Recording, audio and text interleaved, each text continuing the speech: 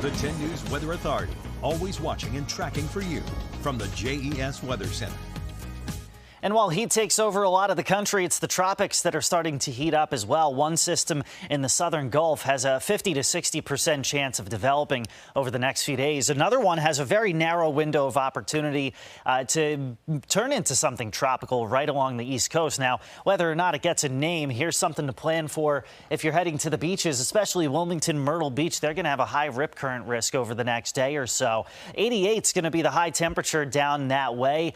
Maybe even some rain coming in off of that system. But meanwhile, here at home, it's really not going to affect our weather. Starting out, Blacksburg 82, Martinsville 85 currently, Roanoke 88, and it's only 12:17. We've got a few hours left to heat things up a little bit more. So plan to be hydrating if you're going to be out there, whether it's for work or fun. Salem Red Sox, they've got a home game against Augusta this evening, 7 p.m., 91. Even by 9 p.m., still in the low to mid 80s, feeling like the thick of summer, even though it's only the second day, 75 to 80 degrees by 11 p.m.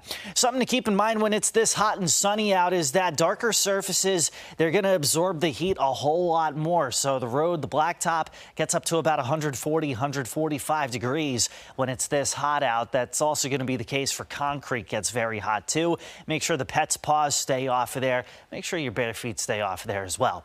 Near record heat this weekend, Roanoke 96, Lynchburg 97, Blacksburg at 90. Danville, you're not hitting the record of 103, but it's still going to be plenty hot enough, especially with the humidity. Sunday, again, highs about 91 to 97.